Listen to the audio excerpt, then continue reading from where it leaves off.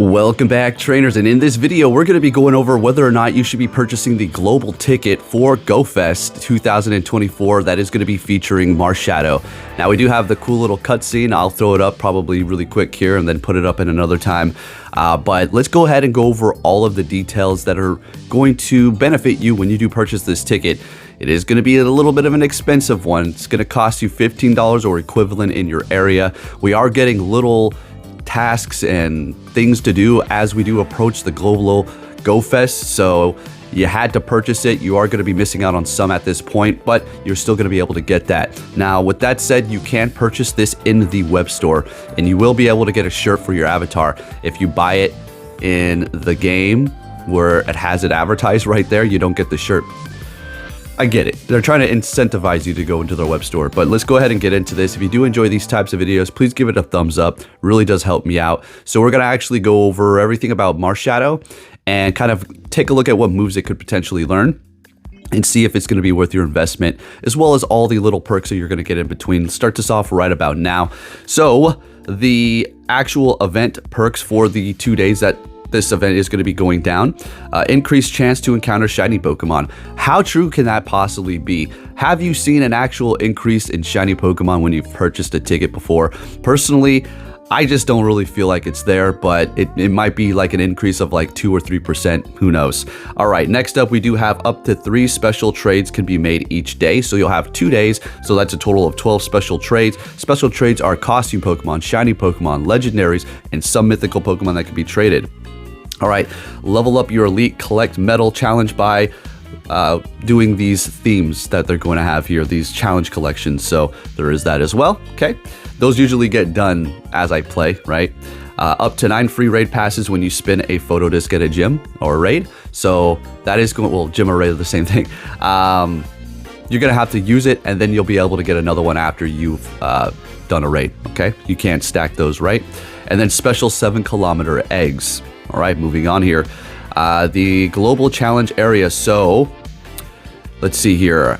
During each habitat hour on Saturday, ticket holder trainers will be able to work together to complete some sort of a goal that is going to unlock features, or I should say a particular couple of legendaries that are going to be shiny, and that is going to be Solgaleo and Lunala raids. I'm pretty sure that's what it's going to be, because we're going to get the whole fusion thing going on with Necrozma, and it is going to be one heck of a mad show. When we do get that, I'm telling you what, it's going to be nuts, okay? Increased encounters with different Pokemon here for your incense, okay? So for ticket holders, Pokemon will be attracted to incense, including daily adventure incense during these hours. So you can actually use your daily incense too. So a little bit of a tip, if you're going to use that, I would probably use your Roar of Time with the Origin Dialga, so you can stop it and then have the Galarian bird spawn potentially, as well as these special spawns too. So not bad. That's going to be pretty cool. You may lose out on a little bit of Stardust, although if you're hardcore grinding, you should be able to kind of somewhat make that up. Depends on how long you do pause those, right? So you do have the unknown spawning. I just don't care about unknowns. I want to collect the all of them for the alphabet, and otherwise I don't care. Okay.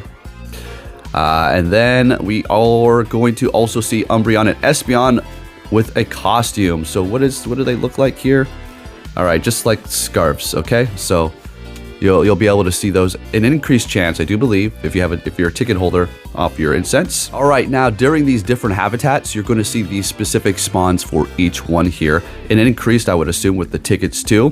For the Dawn Meadows, you have Maractus, which cannot be shiny at this point. I think I still do need that Pokemon, actually. Corselia, which can be shiny, which is going to be during the Shining Day habitat. Oh, also the Maractus is going to be during the Dawn Meadows. I don't know if I said that. Then you have Rockruff during the Creeping Dusk. Shiny potentially there as well. Also, for the Dusk form, it's going to be pretty hard to actually get that shiny and actually have it evolve into that. So that's going to be a little bit of a challenge and maybe something to look forward to. And then the Darkest Night is going to be Volbeat, which can be shiny too. So you do have that going on. And then, of course, you do have the Marshadow, which is going to be eventually able to collect. But I don't know how fast you're going to be able to do this. So we could get excited and say, oh, we can probably get it after like the second page, maybe. And it's not going to be time gated. But then again, it could be time gated for like 20 days. So nobody's even going to have it right out the gate unless you do go to, wait, the global ones, is that going to give that to you right away? And then finally, we do have the collection challenge. We already been over that, but then you're also going to see Jangmo-O in that collection challenge for you to collect as well if you're a ticket holder. That's not the only way you're going to be able to get it. It is going to be spawning during a particular habitat, also in the 1-star raids. But I did urge you to probably not go as hard as you probably want to go for Jangmo-O in the raids, because you're going to spend all this money, eventually get your shiny, and then it's going to get a community day and everybody's going to have it. It's going to get watered down and then you wasted all that money. Take a look at all the new shinies that are going to be introduced here. Pretty cool. This is not exclusive to the ticket holders, but remember, you are going to have the increased chance to get these shiny as well. So just take note of that. When it comes down to the raid bosses, I don't know if they're going to increase those to try to be shiny, but I would assume probably not. All right, let's go ahead and start this video off right here. This is going to be from the Pokemon group. This is actually going to be the sequence for the Marshadow. When you do encounter it, you do have that funny Alolan Exeggutor moving through there. If you're seeing a few glitches, this is not the cleaned up model version. This is his data mined, looking through the files and assets, and he finally found it. It was a bunch of jumble of nothing at first, but then now we do have this, so pretty cool. I like that Alolan Exeggutor just moving through the beach. Would have been really nice to actually catch this in Hawaii, as we would have that catch date from there, but hey, what can you do? Alaska works. All right, now taking a look at its stats here, it is going to be a ghost and fighting type. This thing is absolutely stacked, okay? It's going to have a max combat power of 4,217. That's incredible. Attack 265, defense 190, and stamina 207. This thing is absolutely loaded. A great combat power and very good attack. It is going to be weak to fairy, flying, ghost, and psychic, resisting bug, fighting, normal, poison, and rock. So it is going to be pretty weak to types that are going to be roaming around quite frequently, but it's still going to be okay. As far as the moves that are listed for it, it doesn't have anything. It's got struggle because it doesn't have any moveset yet. But let's go ahead and take a look now at the moves that it could potentially learn. Right out the gate, we have counter. Already good, okay? Already good, but that's not the only good quick move that we're going to see here. It also has fire punch, ice punch, shadow sneak, thunder punch, role play, but that's not in the game yet. Shadow punch, force palm, it's not in the game yet. Sucker punch, garbage, drain punch, and close combat. Pretty good fighting move there, right? Coaching, I don't know if they're going to give it a new move. We'll have to see. It can learn Poltergeist. It's a good hard nuke move, but Shadow Ball is just better in general. We do have fire punch, ice punch. Okay, already went over those. Thunder punch again. Hyper beam, giga impact, rock slide. Brick break, rock tomb, payback, drain punch, already said that. Shadow claw, there's the other good quick move. So it has shadow claw as well as counter. Either one of those is going to be great for it. Either one are going to be great for it. I do prefer counter though, but shadow claw is amazing too. Shadow or phantom force, I don't know, that's a new move. Acrobatics, that's pretty interesting. You can learn a hard-hitting flying move. Outrage, Shadow Ball, there you go. Super power, there you go. Shadow Ball and Super Power, that's what you really want to see. We've seen close combat. Aura Sphere is a pretty good fighting move.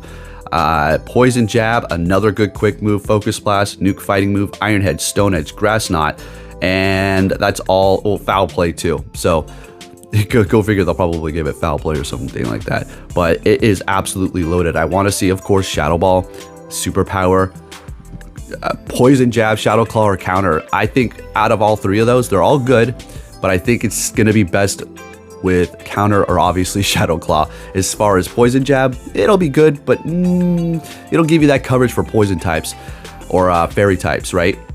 But it's absolutely loaded. I could totally see them say, I don't want to say they're going to screw it up, but they will intentionally give it not the best moveset in the world so that they can give it a good moveset later down the line, as well as release it shiny, and you will purchase that ticket yet again. I mean, they could give it to us for free, but I highly doubt that. But we'll have to see. I won't hold my breath for that though. And I do believe that is going to about wrap it up there for the video, folks, and that information. So is it worth you actually purchasing this ticket? I know we're in this mode right now where everybody's kind of like, I'm sick of this game. I'm sick of buying things. You know, the avatar situation, the horrible lag that's going on. They don't listen to us. They're taking away fast catch with AR. and they bring out that new whole AR system with the 3 Pokemon out there, which I'll admit is pretty cool, but it's not going to help their case when they keep taking away core features, or I can't even call it a core feature. It was like a little bit of a loophole, but they still take it away. What's the point? Why do that? Don't do that. We were perfectly fine before, but they did. So they just seem to kind of keep pissing people off. So it's making you probably not want to buy these tickets. I understand, but I'm going to have to say, if you're a Pokemon Go enthusiast and you're looking to have a lot of fun and you don't spend money on a lot of other things, then sure, it's definitely going to be worth it. You want Marshadow. The thing is going to be absolutely amazing. Plus, you do have the chance to catch more shiny Pokemon. But I wouldn't hold my breath on that one either, because you never know what the hell the actual percentage is going to be for them to increase it. But there you have it, folks. If you did enjoy this video, if you could please give it a thumbs up, that would be much appreciated. I'll catch you all next time. Take care.